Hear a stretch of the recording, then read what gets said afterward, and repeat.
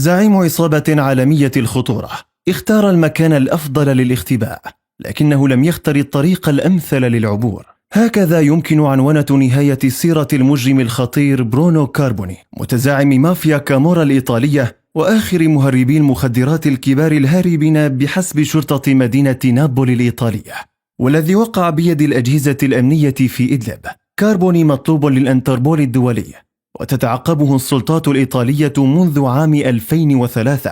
حيث أدين بجرم التعاون مع منظمتين إجراميتين مختلفتين متورطتين في تهريب المخدرات بحسب وكالة الاتحاد الأوروبي للتعاون في مجال إنفاذ القانون المعروفة باسم يوربول، والتي أشارت إلى تعاونه في مجال تهريب المخدرات وترويجها مع زعماء مافيات آخرين من إسبانيا وكولومبيا. كاربوني تمكن من خداع المخابرات الإيطالية والإماراتية، والتي أعلنت القبض عليه قبل عام، ليتبين لاحقا أنه مجرد شخص مزيف قدمه برونو كطعم ليشتت الانتباه ويستطيع الهرب. كما تنقل متخفيا بين العديد من دول الاتحاد الأوروبي،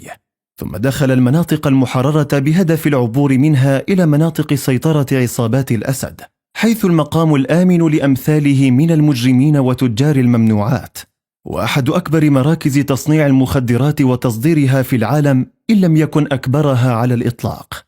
ضياء الدين العمر، المتحدث باسم جهاز الأمن العام، قال عبر تقرير وزع على النشطاء والصحفيين في إدلب إن برونو الذي أتقن انتحال الشخصيات دخل المناطق المحررة حاملا جواز سفر مكسيكي، بعد أن أمضى شهورا يحاول إتقان اللغة ونمط حياة المكسيكيين، زاعما أنه فر من ضرائب وغرامات فرضت عليه في بلاده لتقليده صناعة ساعات رولكس الشهيرة.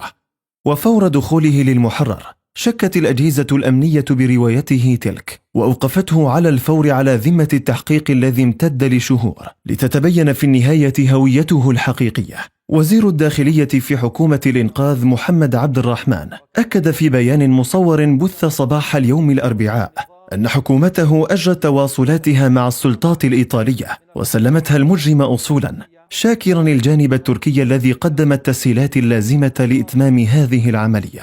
إذن تؤكد المناطق المحررة من جديد أنها لم ولن تكون مرتعا للإرهاب والجريمة المنظمة، وأن الصورة المشوهة في أعين العالم عن سوريا والتي رسمتها عصابات الأسد خلال سنوات حكمها التي امتدت لأكثر من نصف قرن من رعاية الجريمة والاتجار بشتى أنواع الممنوعات، يمكن للثورة ومناطقها المحررة إزالتها بسنوات قليلة وربما أقل، عندما تتمكن من إزاحة هذه العصابة من المشهد وعكس الصورة الحقيقية عن سوريا الجميلة